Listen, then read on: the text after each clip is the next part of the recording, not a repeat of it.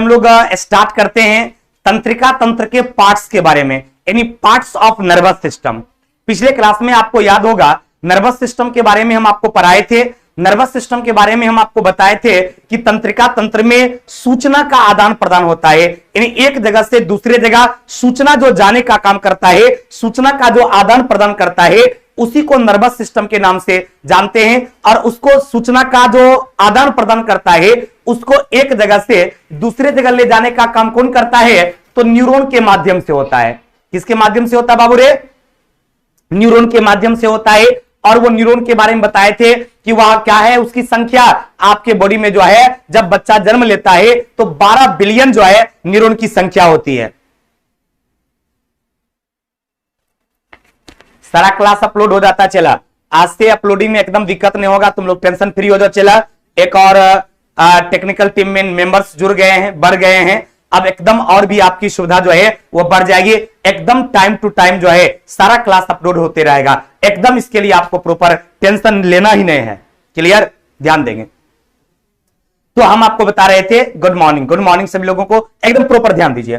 तो न्यूरॉन के बारे में बताए थे कि आपके बॉडी में न्यूरॉन जो है 12 बिलियन रहता है, लेकिन प्रत्येक दिन 10,000 न्यूरॉन क्या होता है? डेथ करता है। इसीलिए जैसे जैसे आदमी एडल्ट होते जाता है उसकी याददाश्त क्या हो जाती है? जैसे जैसे बूढ़ा होते जाता है उसकी याददाश्त जो है वो कमजोर होती चली जाती है। फिर हम आपको बताए थे कि आपकी शरीर की सूचना जो है वह न्यूरॉन के माध्यम से ही आपके मस्तिष्क में पहुंचता है। तो जो शरीर की सूचना को आपके मस्तिष्क में देने का काम करता है, मस्तिष्क तक पहुंचाने का काम करता है, उसको कहा जाता है सेंसरी न्यूरॉन। और एक मस्तिष्क की सूचना जो है वो आपके बॉडी के, आपके शरीर के विभिन्न भागों में जाता है, उसको क्या कहा जाता है? Motor neuron. यानी शरीर की सूचना मस्तिष्क में जाएगा तो मोटर न्यूरॉन, ये शरीर की सूचना मस्तिष्क में जाएगा तो सेंसरी न्यूरॉन कहलाएगा, और मस्तिष्क की सूचना शरीर में जाएगा तो मोटर न्यूरॉन कहलाता है। और तीसरा का नाम बताए थे एसोसिएटिव नर्व के बारे में, जो कि दोनों प्रकार का कार्य करता है। ये सारा चीज क्लियर हो गया था। आज हम आपको बताएंगे पार्ट्स ऑफ नर्वस सिस्टम के बारे में कि आपका जो नर्वस सिस्टम है उसका कितना पार्ट्स होता है और आपके नर्वस सिस्टम का कार्य क्या होता है। तो आपका जो नर्वस सिस्टम होता है, आपका जो तंत्रिका तंत्र होता है, इसका मुख्य रूप से 3 पार्ट्स होता है। तंत्रिका तंत्र का कितना भाग होता है बाबू रे? स्मार्ट लग रहे हैं, thank you very much, thank you.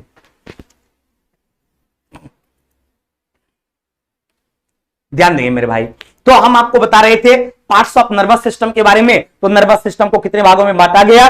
3 भागों में बांटा गया। एक को कहा जाता है सेंट्रल नर्वस सिस्टम, दूसरे को कहा जाता है पेरिफेरल नर्वस सिस्टम, और तीसरे को क्या कहा जाता है? Autonomic nervous system. यानी आपका नर्वस सिस्टम जो है उसको कितने भागों में बांटा गया? आप लोग एकदम याद कीजिए। पटना में बारिश हो रही है सर, एकदम हो रहा है, पूरा रिमझिम रिमझिम सा वर्षा हो रहा है। मन करता है एकदम मटन मुर्गा खा के तान के चादर सूत जाए, लेकिन क्या करें, तुम लोगों का जो प्यार है ये प्यार मुझे सोने नहीं दे रहा है। जिस तरह तुम नहीं सो रहा है उसी तरह तुम्हारे गुरुजी भी नहीं सो रहे हैं, और किसी तरह से चाहते हैं हम और तुम ये दोनों मिलकर एक नया इतिहास कायम कर दें कि घर में बैठकर भी बच्चे जो मोबाइल पर पढ़ते हैं उन्हें भी नौकरी होती है। ऑनलाइन शिक्षा एक बेहतर शिक्षा है, यह साबित कर दो तुम लोग चला मेहनत करके। क्लियर हो गया? तो हम बात करते हैं आपसे। तो क्लियर हो गया कि नर्वस सिस्टम को कितने भागों में बांटा गया? जल्दी कमेंट करके बताइए तीनों का नाम। नर्वस सिस्टम को कितने भागों में बांटा गया बाबू? 3 भागों में बांटा गया। एक को कहा जाता है सेंट्रल नर्वस सिस्टम, दूसरे को कहा जाता है पेरिफेरल नर्वस सिस्टम, और तीसरे को क्या कहा जाता है? ऑटोनॉमिक नर्वस सिस्टम कहा जाता है। अब सेंट्रल नर्वस सिस्टम को भी 2 भागों में बांटा गया, पेरिफेरल नर्वस सिस्टम को भी 2 भागों में बांटा गया, और ऑटोनॉमिक नर्वस सिस्टम को भी 2 भागों में बांटा गया। यानी सबका 2 पार्ट्स हो गया। तो क्या क्या किधर बांटा गया? तो एकदम गौर कीजिएगा। तो सबसे पहले आपने देखा कि आपका नर्वस सिस्टम जो है इसको 3 भागों में बांटा गया। कितने भागों में बांटा गया? 3 भागों में बांटा गया। एक हो गया सेंट्रल नर्वस सिस्टम, दूसरा हो गया पेरिफेरल नर्वस सिस्टम, और तीसरा क्या हो गया? Autonomic nervous system. कितने भागों में? 3 भागों में। Central nervous system, peripheral nervous system, autonomic nervous system. अब क्या हुआ कि सेंट्रल नर्वस सिस्टम जो है इसको भी 2 भागों में बांटा गया। एक को ब्रेन कहा जाता है और दूसरे को स्पाइनल कॉर्ड कहा जाता है। यानी एक को मस्तिष्क कहा जाता है और दूसरे को मेरुरज्जु कहा जाता है। फिर पेरिफेरल नर्वस सिस्टम को भी दो भागों में बांटा गया, एक को क्रेनियल नर्व कहा जाता है और दूसरे को स्पाइनल नर्व कहा जाता है। फिर ऑटोमेटिक नर्वस सिस्टम को भी दो भागों में बांटा गया, एक को सिंपैथेटिक और दूसरे को पैरासिम्पैथेटिक कहा जाता है। तो इस तरह से जो वर्गीकरण किया गया है, इसमें सेंट्रल नर्वस सिस्टम को भी दो भागों में, पेरिफेरल नर्वस सिस्टम को भी दो भागों में और ऑटोनॉमिक नर्वस सिस्टम को भी दो भागों में। इन 6 नाम अभी आपको याद करना है। कौन कौन? तो सेंट्रल नर्वस सिस्टम में एक को ब्रेन कहा जाता है और दूसरे को स्पाइनल कॉर्ड कहा जाता है। फिर आपको पेरिफेरल नर्वस सिस्टम में एक को क्रेनियल नर्व और दूसरे को स्पाइनल नर्व कहा जाता है। और आपका ऑटोनॉमिक नर्वस सिस्टम जो है, इसको भी दो भागों में बांटा गया, एक को सिंपैथेटिक और दूसरे को पैरासिम्पैथेटिक कहा जाता है। कोई कंफ्यूजन नहीं। अब हम लोग क्या करेंगे, बारी बारी से ब्रेन के बारे में, स्पाइनल कॉर्ड के बारे में, क्रेनियल के बारे में, स्पाइनल के बारे में, सब के बारे में बारी बारी से हम लोग क्या करेंगे, डिस्कशन करेंगे, बारी बारी से सबको पढ़ेंगे। क्लियर? अब यदि हम आपसे बात करते हैं केंद्रीय तंत्र का सेंट्रल नर्वस सिस्टम का, तो आराम से देखेंगे आपके शरीर में जो केंद्रीय तंत्र का तंत्र है, इसमें केंद्रीय तंत्र का तंत्र जो होता है, इसको मुख्य रूप से दो भागों में बांटा गया। ये जो आप फिगर देख रहे होंगे, तो यहां तक का जो ये कंप्लीट फिगर है, ये पता है आपको क्या चीज का है? ये मस्तिष्क का फिगर है।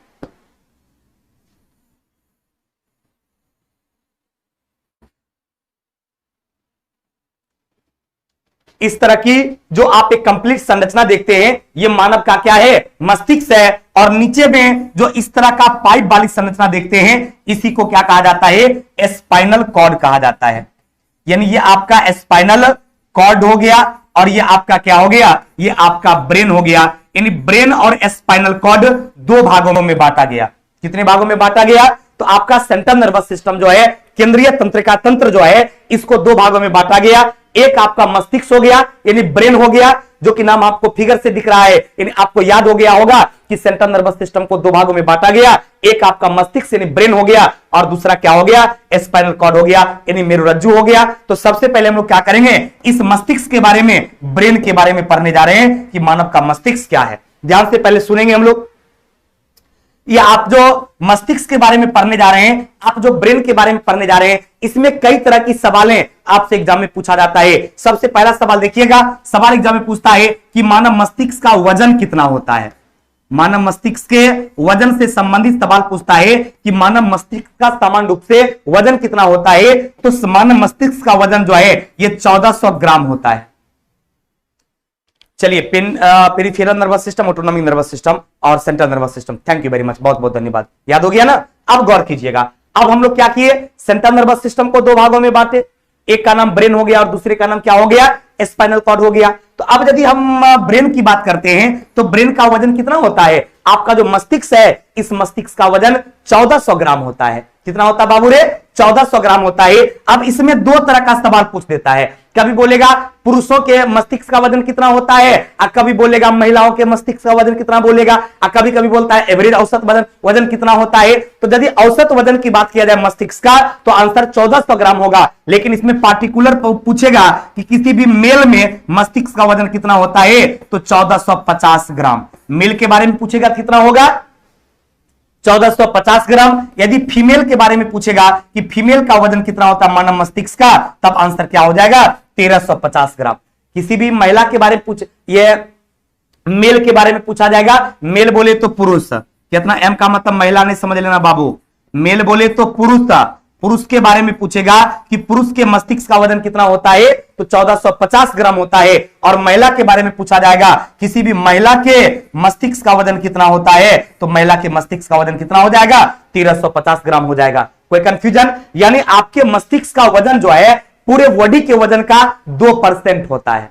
आपके पूरे शरीर के वजन का मात्र 2% जो है, किसका वजन होना चाहिए? ओनली 2% जो है आपके मस्तिष्क का वजन होता है। अर्थात आपका मस्तिष्क जो है, यह शरीर का सबसे महत्वपूर्ण अंग माना जाता है। और आपका यह मस्तिष्क जो होता है, इस मस्तिष्क को भी 3 भागों में बांटा गया है। आपकी मस्तिष्क जो है, इसको कितने भागों में बांटा गया? तो मस्तिष्क को भी 3 भागों में बांटा गया है। ठीक है सर, कौन कौन? तो ये वाला जो भाग आप देख रहे हैं, आप सभी लोग ये वाला जो पोर्शन देख रहे होंगे, इस पोर्शन का एक अलग से नाम है। इसको कहा जाता है अग्र मस्तिष्क। किस नाम से जाना जाता है? अग्र मस्तिष्क के नाम से। ये जो आप बीच वाला देखते हैं, कौन वाला पार्ट्स है, अलग कलर देते हैं। ये जो बीच वाला आप देखते हैं इसको कहा जाता है मध्य मस्तिष्क। क्लियर हो गया। इस सबसे ऊपर वाला का नाम क्या बोल दिए, ऊपर वाला का नाम हो गया अग्र मस्तिष्क, बीच में जो है इसका नाम हो गया मध्य मस्तिष्क, और सबसे नीचे जो आप देख रहे हैं इस सबसे नीचे वाला ये पोर्शन जो है इसका नाम क्या हो गया, पश्च मस्तिष्क। अर्थात मस्तिष्क को कितने भागों में बांटा गया, ब्रेन को कितने भागों में बांटा गया, तो आपके ब्रेन को 3 भागों में बांटा गया, अग्र मस्तिष्क, मध्य मस्तिष्क और पश्च मस्तिष्क। फॉर ब्रेन, मिड ब्रेन और हिंड ब्रेन। कितने भागों में, 3 भागों में। कौन कौन, अग्र मस्तिष्क, मध्य मस्तिष्क, पश्च मस्तिष्क। For brain, mid brain, hind brain, इस तरह से 3 भागों में आपके मस्तिष्क को डिवाइड किया गया है। अब हम आपको दिखाते हैं कि आपने जो मानव के मस्तिष्क के बारे में पढ़ा वो स्पष्ट रूप से लिखा हुआ है कि मनुष्य में मस्तिष्क का औसत वजन कितना होता है, तो आंसर आप क्या बोलोगे, मनुष्य में जो मस्तिष्क का औसत वजन होता है वो 1400 ग्राम होता है। लेकिन हम आपको बताए थे पुरुष के बारे में पूछा जाए तो 1450 ग्राम होगा, और महिला के बारे में पूछा जाए, स्त्री के बारे में पूछा जाए तब कितना हो जाएगा, 1350 ग्राम। यानी पुरुषों में 1450 ग्राम और महिलाओं में 1350 ग्राम होता है। इसका मतलब यह क्लियर हो चुका है कि महिलाओं के मस्तिष्क का वजन पुरुषों के मस्तिष्क के वजन की तुलना में क्या होता है, कम होता है। पुरुषों में मस्तिष्क का वजन ज्यादा होता है और महिलाओं में मस्तिष्क का वजन क्या होता है मेरे बाबू, कम होता है। अब हम लोग क्या किए, शरीर मस्तिष्क का वजन कितना होता है, पूरे शरीर के वजन का 2% हम आपको पहले बता दिए थे। अब मानव के मस्तिष्क में क्या होता है, जो संवेदना सुनने की होती है और वह मात्र 0.15 सेकेंड, यानी मात्र 0.15 सेकेंड जो है वह संवेदना बनी रहती है मानव के मस्तिष्क पर। और मस्तिष्क जो है ये चारों तरफ से एक आवरण से घिरा रहता है। यानी मानव का ये मस्तिष्क जो है, ये जो आप ब्रेन देख रहे हैं मानव का, ये चारों तरफ से क्या रहता है, एक आवरण से घिरा रहता है। और ये जिस आवरण से घिरा रहता है आपको पता है इस आवरण को मेनिंजिस के नाम से जाना जाता है, और उसमें संक्रमण होने से एक बीमारी हो जाती है और उस बीमारी को क्या कहा जाता है, मेनिंजाइटिस। आप लोग भी नाम सुने होंगे। आपने एक बीमारी का नाम सुना होगा, उस बीमारी को मेनिंजाइटिस बीमारी कहा जाता है। और वो मेनिंजाइटिस बीमारी आपके मेनिंग्स जो होता है, मस्तिष्क का चारों ओर का पार्ट्स जो होता है, इसी में प्रॉब्लम होने से होता है। उस बीमारी में क्या होता है कि दिमाग में थोड़ा सा पानी प्रवेश कर जाता है, याददाश्त कमजोर हो जाती है और ब्रेन में बहुत ज्यादा दर्द आ जाता है, पेन आ जाता है, आंख को खुलने ही नहीं देता है। इस तरह की परेशानियां आपके मेनिंजाइटिस बीमारी में हो जाता है। तो इस तरह से क्लियर हो गया कि मस्तिष्क के चारों तरफ जो आवरण रहता है उसको मेनिंग्स के नाम से जाना जाता है, और इसमें संक्रमण हो जाने से एक बीमारी होती है, उस बीमारी को क्या कहा जाता है, मेनिंजाइटिस कहा जाता है। किस नाम से, मेनिंजाइटिस के नाम से जाना जाता है। क्लियर हो गया। अभी हम लोग पढ़ेंगे मिथिलेश जी, बहुत देर से क्लास चल रही है, आप लेट करते हैं। चलिए, कोई कंफ्यूजन बाबू नहीं ना। अब क्या हुआ कि मानव का मस्तिष्क जो है इसको 3 भागों में बांटा गया। कौन कौन सा आप देख रहे हैं, एक को कहा जाता फॉर ब्रेन, यानी इसको कहा जाता अग्र मस्तिष्क, अग्र मस्तिष्क हो गया। दूसरा आता है मिड ब्रेन, इसको कहा जाता है मध्य मस्तिष्क। और तीसरा क्या हो गया, हिंड ब्रेन, इसको कहा जाता है पश्च मस्तिष्क। यानी मस्तिष्क को कितने भागों में बांटा गया, तो मस्तिष्क को 3 भागों में बांटा गया। कौन कौन, अग्र मस्तिष्क, मध्य मस्तिष्क और पश्च मस्तिष्क। कितने भागों में बांटा गया, मस्तिष्क को 3 भागों में, अग्र मस्तिष्क, मध्य मस्तिष्क और पश्च मस्तिष्क, इस 3 भागों में बांटा गया। अब आप देखेंगे कि अग्र मस्तिष्क क्या है, यानी फॉर ब्रेन क्या है, मिड ब्रेन क्या है और हिंड ब्रेन क्या है, एकदम आराम से आप देखेंगे। तो आपको क्या है, आपका जो फॉर ब्रेन है इसको पहले समझ लिया जाए।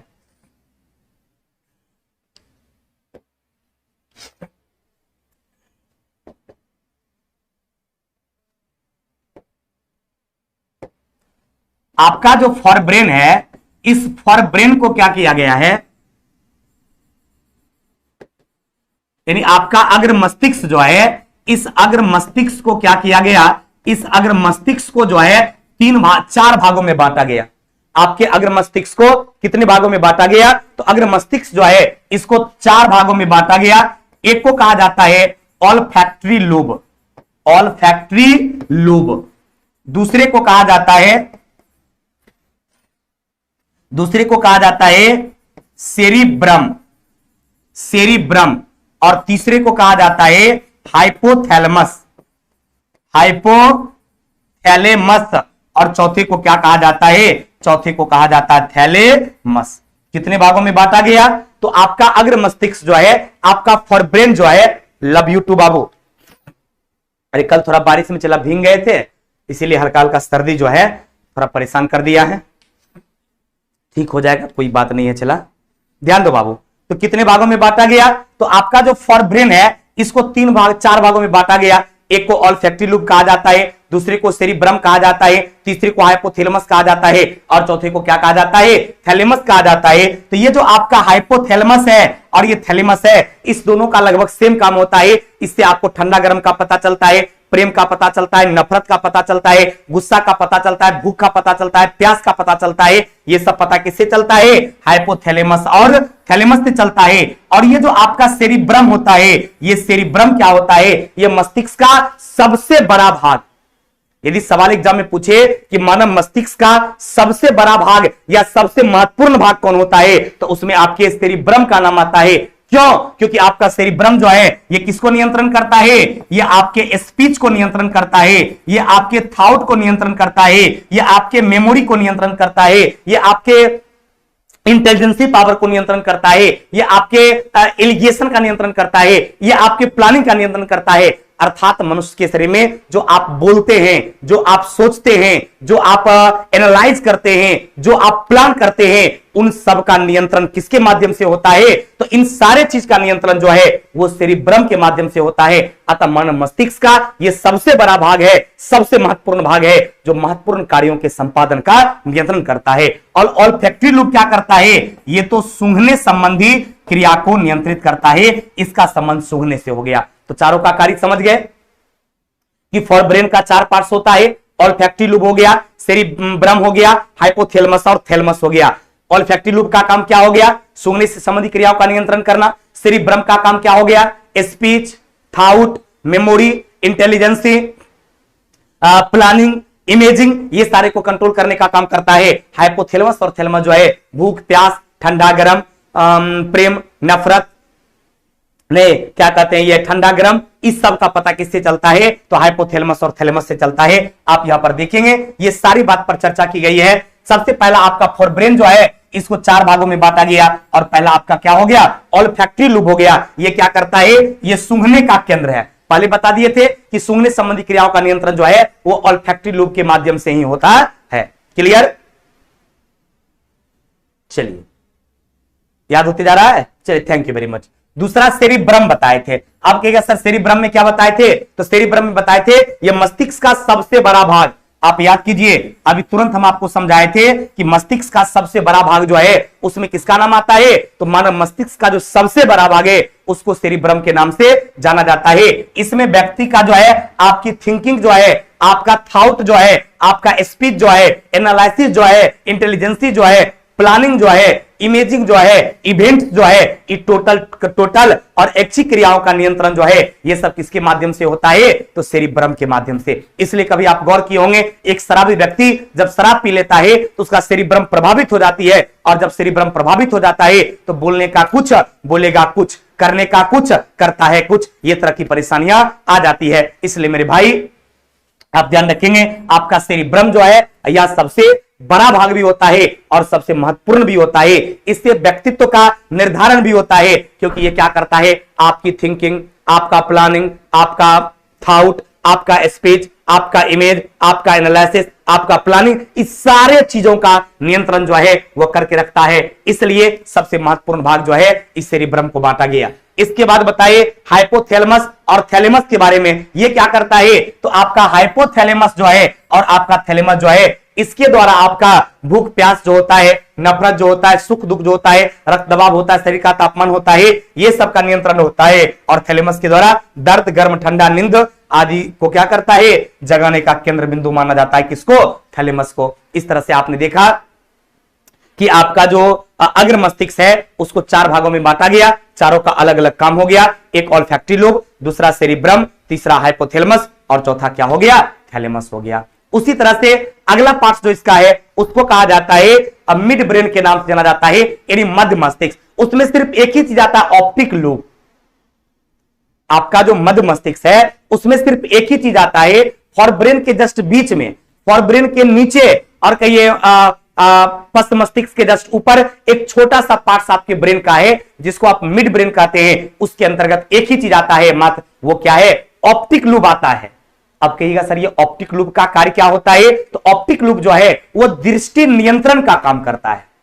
ऑप्टिक लूब जो है वो दृष्टि नियंत्रण का काम करता है, वो देखने के संबंधी विभिन्न प्रकार के कार्यों का संपादन करता है। जैसे किसी किसी व्यक्ति को में सुने होंगे कि दिव्य दृष्टि होता है, अंधा है बेचारा, आंख नहीं है, लेकिन वो हर कुछ देख पा रहा है, हर कुछ समझ पा रहा है, हर कुछ सीख पा रहा है, तो उसको क्या कहा जाता है? दिव्य दृष्टि कहा जाता है। अर्थात ये दृष्टि नियंत्रक के रूप में कार्य करने वाले ब्रेन के पार्ट्स को क्या कहा जाता है?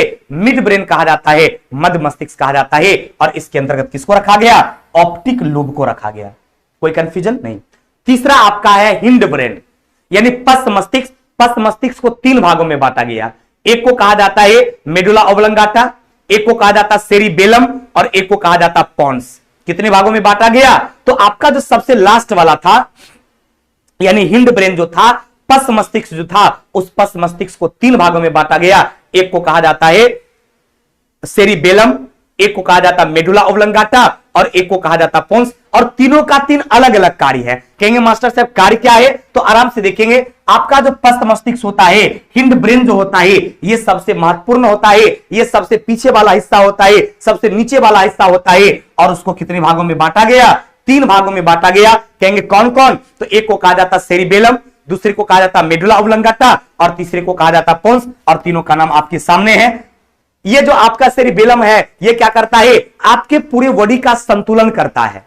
और एक शराबी आदमी ये भी आप देखे होंगे, जब वो ज्यादा शराब पी लेता है, जाने का सीधा जाएगा टेढ़ा, जाने का दाया जाएगा बाया, कर बोलने का कुछ बोलेगा कुछ। इसका मतलब एक शराबी आदमी का सेरिब्रम और सेरिबेलम, ये दोनों का दोनों क्या हो जाता है? नष्ट हो जाता है। हेलो, बारिश हो ही रहा है क्या? हल्का फुल्का होगा तो आ जाएंगे,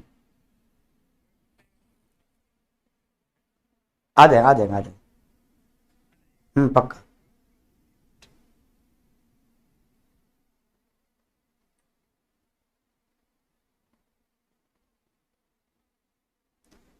समझे बाबू? तो क्या हुआ कि तीन भागों में बांटा गया। हाँ, ये बता रहे थे कि ज्यादा कोई शराब पी लेता है तो आप देखते होंगे कि उसका स्पीच भी गड़बड़ा जाता है, थाउट भी बोलेगा पूरा बिहार हमरे बाप का है। ले साला, तोरे घर रहेगा, कहेगा ये मेरा घर है, खाली तोरे घर है। क्यों? क्योंकि उस शराब जब पीता है तो सेरिब्रम भी गड़बड़ा जाता है और सेरिबेलम भी गड़बड़ा जाता है, अर्थात दोनों में प्रॉब्लम होता है। अतः एक शरीर का संतुलन के लिए सेरिबेलम जिम्मेदार है। आपका मेडुला ऑब्लंगाटा जो होता है, यह आपकी अनैच्छिक क्रिया जो है, आपका श्वसन का क्रिया जो है, आपका उल्टी जो है, आपका श्वसन दर जो है, ये सब का नियंत्रण किसके माध्यम से? मेडुला ऑब्लंगाटा के माध्यम से होता है। और सबसे छोटा भाग जो आपका मस्तिष्क का है, पोन्स है, इसको छोटा दिमाग कहते हैं। ये हिंड ब्रेन का यानी ये क्या बोलते हैं इसको? पश्च मस्तिष्क का सबसे नीचे वाला हिस्सा होता है, जिसको पोन्स के नाम से जाना जाता है। तो आपका दो चीज, ये आपके ब्रेन का पूरा पार्ट्स क्लियर हो गया। अब हम आपसे बात करते हैं स्पाइनल कॉर्ड का। ये ब्रेन का काम क्लियर हो गया कि मानव मस्तिष्क को कितने भागों में बांटा गया? तो मानव मस्तिष्क को तीन भागों में बांटा गया। कहेंगे कौन कौन? तो एक आपका हो गया अग्र मस्तिष्क, मध्य मस्तिष्क और पश्च मस्तिष्क। अग्र मस्तिष्क को चार भागों में बांटा गया। ऑल्फैक्टरी लूब हो गया, फिर आपका सेरिब्रम हो गया, हाइपोथैलेमस हो गया, थैलेमस हो गया। मिड ब्रेन में आपका कौन आ गया? ऑप्टिक लूब आ गया। और हिंड ब्रेन का भी तीन पार्ट्स हो गया, एक सेरिबेलम हो गया, एक मेडुला ऑब्लंगाटा हो गया और एक पोन्स हो गया। क्लियर? अब हम आपसे बात करते हैं मेरुरज्जु का, जिसको आप स्पाइनल कॉर्ड कहते हैं। एकदम ध्यान देंगे, ये जो स्पाइनल कॉर्ड होता है वो हम बताए थे कि आपके मस्तिष्क के नीचे यहां से ये स्टार्ट होता है और पूरी रीढ़ की हड्डियां जो आपका है उससे आपका स्पाइनल कॉर्ड जो होता है वो आपके रीढ़ की हड्डी से जुड़ा हुआ रहता है। अर्थात स्पाइनल कॉर्ड एक वैसा मतलब अंग आपके बॉडी का है जो तब आपके लिए काम करता है जिस समय आपके मस्तिष्क उस सूचना को कैच नहीं कर पाती है, या फिर उतना टाइम नहीं है कि आपकी मस्तिष्क कैच कर पाएगा। अतः वैसी स्थिति में आपका सपोर्ट कौन करता है? तो आपका सपोर्ट जो है स्पाइनल कॉर्ड करता है, क्योंकि जितना भी आपके बॉडी में रिफ्लेक्शन एक्शन होता है, प्रतिवर्ती क्रिया होता है कि जस्ट क्रिया हुआ और आपका प्रतिक्रिया मिला तब आप बच पाएंगे, अन्यथा दुर्घटना हो सकती है। जैसे आप मान लिया जाए बाइक चला रहे हैं, आप गाड़ी चला रहे हैं और गाड़ी चलाने के क्रम में एकाएक कोई आदमी चलाता है और आप गौर करते होंगे आपका हाथ और पैर तुरंत ब्रेक पर जाता है और ब्रेक लग जाती है। तो एकाएक कोई आदमी आया और आपका ब्रेक लगा, इसका मतलब उस समय आपका कौन काम किया? स्पाइनल कॉर्ड काम किया। उस समय आपका मस्तिष्क के पास समय नहीं था उतना कि वह पहुंच पाएगा वहां तक। कभी कभी गौर किए होंगे जब आप खाना बना रहे हैं और तुरंत आपका तवा से हल्का हाथ जला, जैसे सटता पाक आप उठा लेते हैं, तो एकाएक आपकी उंगली तवा में सटा, गर्म तवा में, और आप उठा लिए। वहां पर कौन काम किया? स्पाइनल कॉर्ड काम किया। वहां पर आपकी मेरुरज्जु कार्य किया। अर्थात स्पाइनल कॉर्ड जो है यह भी आपके सेंट्रल नर्वस सिस्टम का एक पार्ट होता है। जहां मस्तिष्क आपका कार्य नहीं कर पाता है, मस्तिष्क उस समय नहीं मिल पाता है, वहां पर यह आपको क्या करती है? एक रिफ्लेक्शन एक्शन का काम करती है। प्रतिक्रिया का जो है, प्रतिवर्ती क्रिया का जो है यह एक मतलब क्रिया देती है, जिससे कि आपका बॉडी जो है वह सुरक्षित रहता है। और खास करके ऐसा अनुभव आपने खूब किया होगा। कभी कभी तो ऐसा हो जाता है रोड पे चल रहे, अचानक गड्ढा नजर आया और आप रुक जाते हैं। कभी कभी अचानक सांप क्रॉस कर रहा है और आप रुक जाते हैं। तो उस समय आपकी मस्तिष्क के पास टाइम नहीं है कि उस बात को तुरंत कैच करके आपको बता सके। तो उस समय स्पाइनल कॉर्ड ही आपका क्या करता है? कार्य करता है, यानी आपका मेरुरज्जु ही कार्य करता है। वो चीज स्पष्ट रूप से लिखा हुआ आप देख सकते हैं कि इसके अंतर्गत मेडुला ऑब्लंगाटा में जो होता है निकलने वाला नर्व, मेडुला जो है, मेडुला ऑब्लंगाटा से जो नर्व निकलता है वही स्पाइनल कॉर्ड कहलाता है। और ये आप कहां तक? कमर की हड्डी तक जो है, यहां पर कमर की हड्डी होता है, यहां तक जो है इसका जुड़ाव रहता है। ये रिफ्लेक्शन एक्शन जो आपका है, प्रतिवर्ती क्रिया जो है, ये प्रतिवर्ती क्रिया को क्या करता है? नियंत्रित करने का कार्य करता है। आपकी प्रतिवर्ती क्रिया जो है, इस प्रतिवर्ती क्रिया को क्या करता है? ये नियंत्रित करने का काम करता है। इसी को हम लोग स्पाइनल कॉर्ड के नाम से जानते हैं। क्लियर हो गया?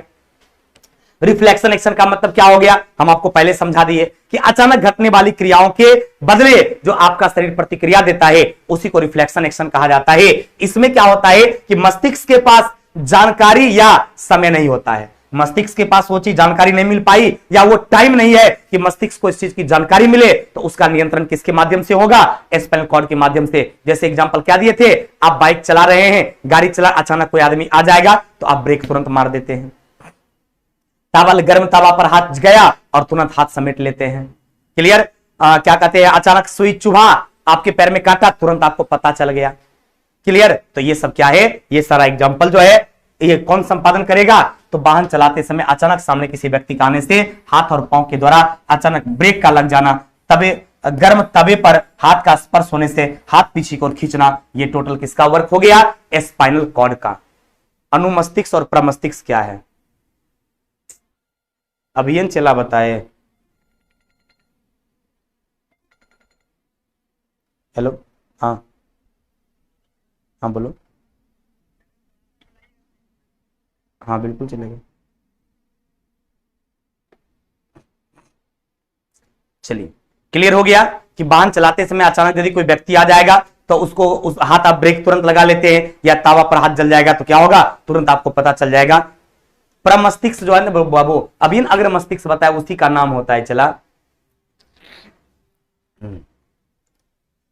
चलिए अगला कहता है स्पाइनल कॉर्ड में ग्रे मैटर जो है और व्हाइट मैटर में क्या होता है स्थिति? मस्तिष्क में उल्टा होता है। इन स्पाइनल कॉर्ड में ग्रे मैटर जो है वो ग्रे दिखता है, व्हाइट मैटर व्हाइट दिखता है, लेकिन मस्तिष्क में उल्टा हो जाता है। बाहर वाला व्हाइट मैटर हो जाता है और अंदर वाला क्या हो जाता है? ग्रे मैटर हो जाता है। क्लियर?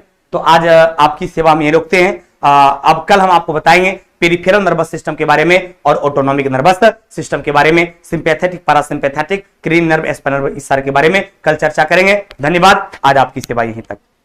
Thank you.